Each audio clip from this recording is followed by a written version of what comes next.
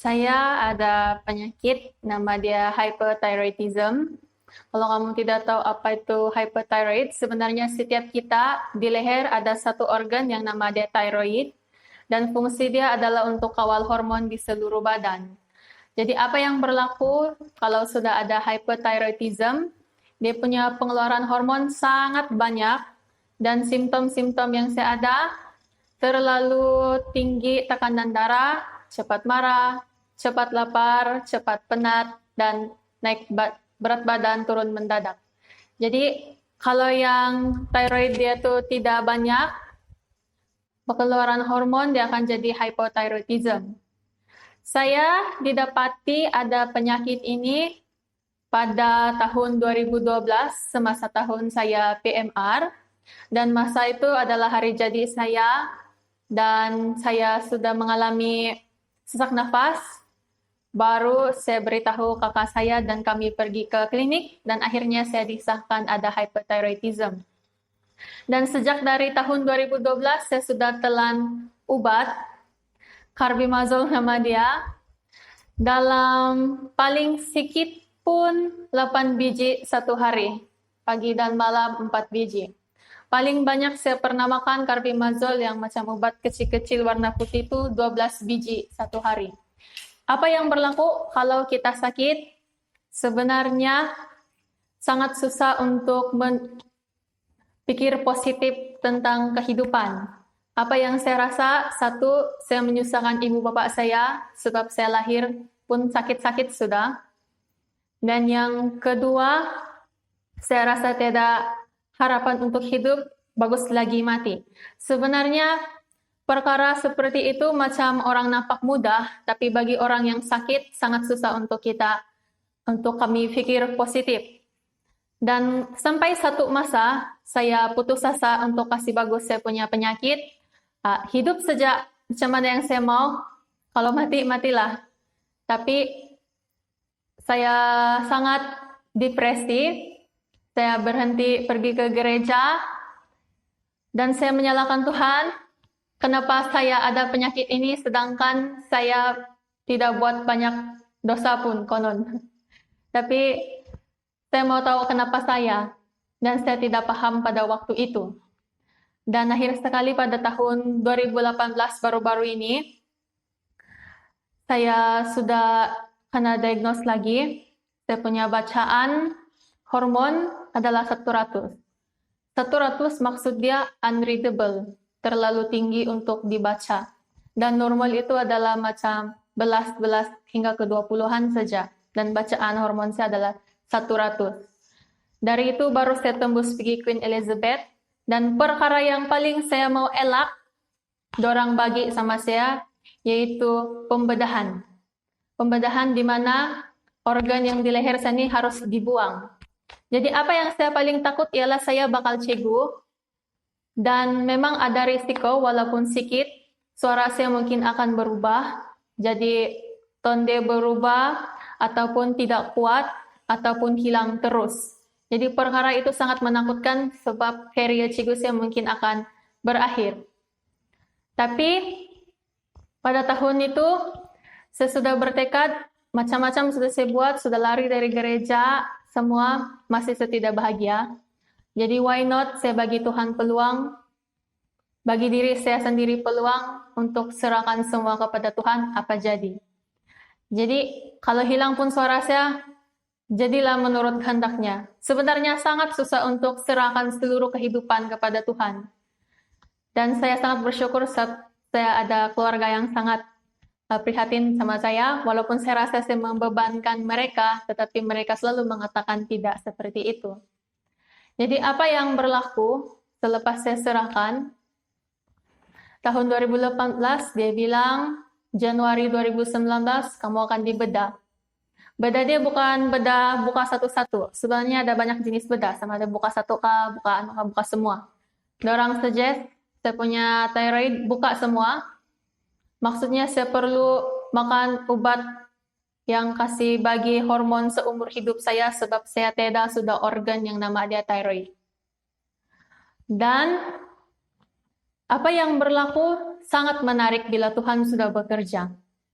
Pada hujung tahun Januari 2019, selepas kemotivasi di Dantai, saya masuk ke Hospital Queen Elizabeth, masuk di ward pada waktu pagi, dan sepatutnya besok pagi saya akan dibedah.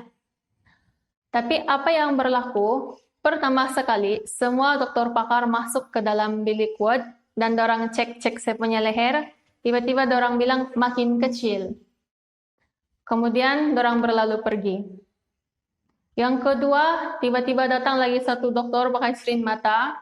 Dia cakap dengan saya, sorry miss, kau punya pembedahan saya terpaksa tangguh pergi hari Jumaat. Masa itu mungkin hari Rabu. Sebab ada 2 lagi case yang lebih urgent. Lalu saya pasrah saja, saya tunggu je sana ward. Saya bilang, datang lagi dorang, ramai-ramai. Dorang bilang, kami tangguh lagi kau punya pembedahan ni pergi bulan Mac. Sebab masa itu ada dokter pakar datang, dorang bawa satu alat yang boleh tengok urat-urat di leher tu untuk mengelakkan supaya kasih kurang risiko urat-urat di leher tu kena potong kalau dorang sedang bedah saya punya leher. Lalu apa yang berlaku? Akhir sekali ada satu dokter Cina datang pada waktu petang. Dia cakap dengan saya, sebenarnya kau boleh pilih untuk tidak bedah. Masa itu saya bingung sudah. Dia bilang, kamu boleh pilih itu satu lagi cara rawatan, yaitu telan nukleus saja, tidak payah potong lagi leher. Jadi selepas saya berbincang dengan ibu bapa saya, orang pun setuju untuk saya batalkan saja pembedahan yang saya paling takut tuh, dan pulang ke rumah. Jadi tidak sampai 24 jam saya di ward, saya pulang rumah sudah. Lalu saya ambil itu radioaktif iodine di mana saya perlu telan secair nuklir untuk kasih mati fungsi tiroid. Sepatutnya bulan Mac selepas hari jadi saya. Tapi di sana Tuhan bekerja satu kali lagi.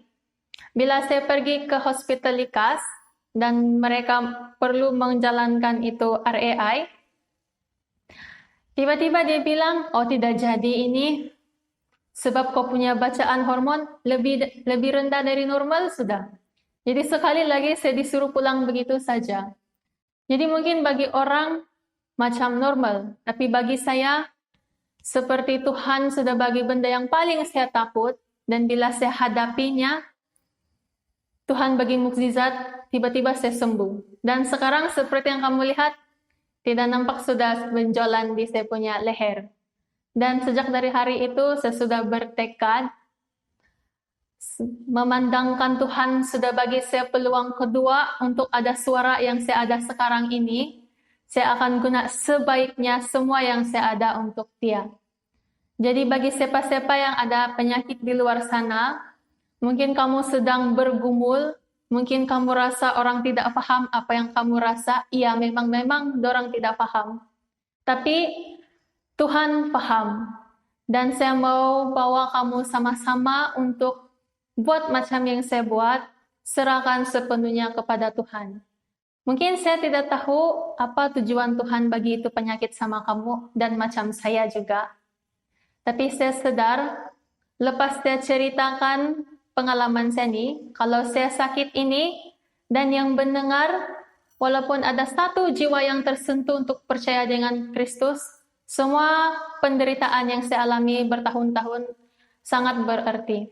Jadi percayalah bahwa Tuhan sentiasa ada rencana untuk kamu semua, seperti saya juga. Amin.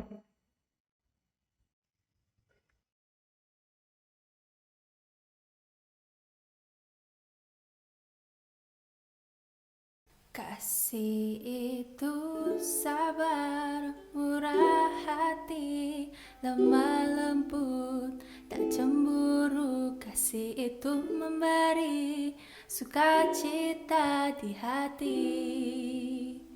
Kasih itu sabar, murah hati, lemah lembut, tak cemburu. Kasih itu memberi sukacita di hati. Jangan jadi seperti pasir, karena pasir